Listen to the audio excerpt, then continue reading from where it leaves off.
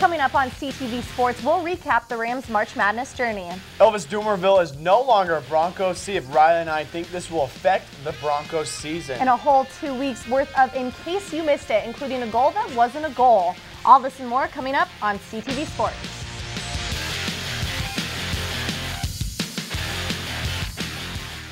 Welcome to CTV Sports on this Monday night. I'm Ryan Hillman, fresh off a plane from Las Vegas. Ooh, any interesting stories you would like to tell the audience? I'm just still alive.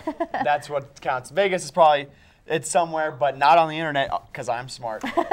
Riley, what were you up to this spring break? You know, I went to Minnesota to catch some ice-cold college hockey action. Okay. It was a blast. Final Five for WCHA. It's going to be their last season, so it was really fun to see. Wisconsin won.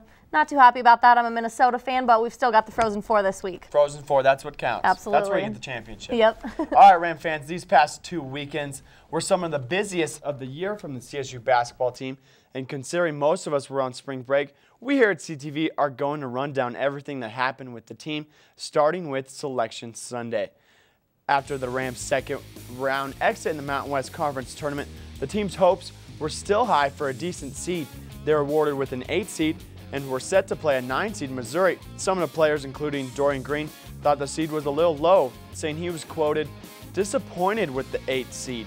But either way, the Rams were headed to Kentucky to play the Tigers.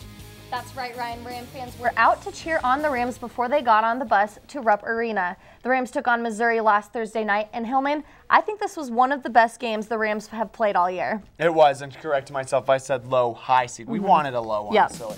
But this was an awesome game. The seniors, you could tell, they wanted to win this and go out on top. Absolutely. And give CSU a first-round win I know. in forever. For 1989, I think it is. And wow, Dorian Green with 26 points. These seniors wanted it. I know the Missouri coach obviously pointed out the fact 5 seniors, not something to underestimate in this NCAA tourney. When you have experience, you're gonna go far. Absolutely. So after such a strong performance in the Rams' first game of the tourney, Ram fans thought this team could be this year's bracket buster and knock Louisville out of the tourney. That's right, but unfortunately, it was not meant to be. Louisville just came out, Big East, powerhouse, and they just, I hate to say it, but it was like it was ugly. But the Rams kept the game close for the first 10 minutes, but after that, Louisville showed why everyone considered them the tournament favorite heading in. It was scary. You know, the first half I was watching and thinking, we're keeping up with them, you know, within 4 to 6 points. I mean, we were defending well, and then that full court press came, and I said, they can't do this the whole game. But they did. They did. And it scared me. I think the number one thing is athleticism. Yeah, they made us look like a JV and they were varsity. Yeah, but absolutely. Louisville, like your coach growing up always said, defense wins championships. I guarantee Louisville will make it to the Final Four, but I will tell you why they will lose in a little bit. Oh, all right. Well, so although the season came to an abrupt end, we here at CTV Sports just wanted to thank the seniors yet again for such an amazing year. That's right. I've seen these guys since day one when they moved in Corbett when I first met them. They have grown up tremendously, and I can't wait to cover them in the next level. The NBA, baby. Oh, yeah. I think they're all going to have really bright futures. They will. All right. Now, let's get you caught up on Ram sports. Now that basketball season is over, football season is right around the corner. Led by second-year Jim McElwain will hold their first spring practice tomorrow afternoon. Their first practice that will be open to the public will take place on April 12th at Infinity Park in Denver at 5 p.m. And of course, the Rams' annual spring game will be on April 20th at Hughes Stadium at noon. Tune into CTV because we got your back with football news. Rams golf finished 7th at the Desert Shootout in Arizona last week. Junior Parker Edens finished with a 3-round score of 3 under par, the best performance of the competing Ram golfers. Edens had a total of 13 birdies in the tournament and as an individual golfer finished in a tie for 3rd place. The golf team will be competing in the Cowboy Classic in Scottsdale on April 8th. If you want to follow the team on Twitter, you can find them at CSU Men's Golf. Coming up after the break, Riley and I will go over the Sweet 16 matchups after one of the craziest opening weekends of March Madness I've ever seen. And Elvis has left the building. See who Ryan and I think should replace the Broncos' best defensive lineman. I got this new family, and I don't know what it is about this one, but she can't seem to put down that toy. Oh, and she even talks to it. Who's she talking to?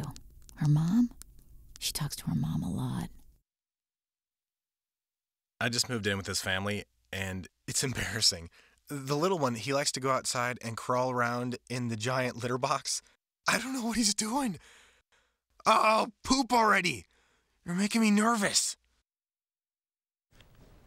Hello and welcome back to CTV Sports. Ryan, let's get this over with quickly. How is your bracket looking? You know, it's actually not looking too bad. I think I'm around 8 or so losses around that, but there is some red. Yeah. I'd say red is taking up the better part of my bracket. Yes. I had New Mexico in the Final Four, and it's gone downhill from there. That's all right. But what is one thing that what surprised you? One thing I would say, Florida Gulf Coast. Yes. I mean, wow, beating Georgetown. I had them going far. I had Elite 8, and beating a number 2 seed. I thought this was a slam dunk. Didn't even think twice about it. And then going on to beat San Diego State. Wow. Yes. Great team. Mine was LaSalle or LaSalle, or I don't even know how you say it because I've never heard of them before. But this is awesome. When you get to see stories like that, that is awesome. And that's why we love the March Madness, because we got that. And like we said, New Mexico. Final Four, and Harvard just breaks out their textbooks and schools them. I mean, come on, New Mexico. Yep. You're killing me, Smalls. I honestly, I mean, next year, they're going to be great. You know, like you said, one senior's only graduating. They've got a deep bench. Senior, and he comes off the bench. Yeah. Tony Snell, wow. Yeah. They're going to be great next year in the Mountain West. I think they're going to be someone to look out for. Yes. Now, Ryan, let's take a look at the Sweet 16 and give me your final 4 teams and your championship team. All right, here we go. We're going to start in the bottom left with Ohio State because Kraft is good. But they're going to lose to Duke because Duke's going to beat Louisville. They've already beat Louisville earlier in the season. You're not going to stop the Dukies with Plumlee, R. Kelly, and Seth Curry. Duke's got this. They're going to face, though, Miami in the championship because Miami's going to be at Indiana. They're going to face off Florida in the Final Four. Duke, Miami, ACC, baby, in the championship. It's a dream come true. Gotta love your Dukes. Yes. Keep dreaming. What about you? I have got Louisville in the upper left, and Ohio State. I mean, Kraft, wow, under pressure. They scare me. I really want Florida Gulf Coast, but I think it's going to be KU, and along with Indiana. Then I've got Louisville and Indiana, 2 number 1 seeds going in, and I had Indiana winning. I'm getting scared now. I think Louisville might take it. Okay. It should be a great match. I think so. But it'll be interesting. It will. All right, let's talk about the Denver Broncos, Riley. After such a great first week of free agency, signing Wes Welker and Rogers Cromartie and a few other solid players, the Broncos lost one of their key defensive players. After a screw-up with a fax machine, come on, Kinkos, the Broncos were forced to release defensive end Elvis Dumervil. Doom went on to sign with one of the Broncos' newest rivals, the Baltimore Ravens. Riley, we both know Von Miller is the best pass rusher on this team. But the combination of him and Dumervil was one of the best in the league, the Broncos being the only team to have 2 players with double-digit sacks. How big of a loss was this for the Broncos? You know, I think the Broncos, they'll really be able to move on. But I'm going to miss my gloom and doom. They were awesome together. But like Elway said, we have to move forward with this. We lost him, and we'll be fine. You know, we're talking to John Abram and Dwight Freeney. I think they would be great replacements for Dumervil. I don't think it's going to be a problem. What do you think? No, I think we're fine. If he doesn't want a Super Bowl, you get out of here. Yeah. Go to the Ravens. They're not going to even make the playoffs next year. Yeah, exactly. We can play without you. The only thing about Freeney concerns me is he's just got a crutch out there. He's old and big. But that's what we need on the D-line. We do. That's what you mean. All right, let's throw it over to weather anchor Annie Dunbald. Annie, I got off the plane last night in my flippy floppies and tank top and was freezing. What is up?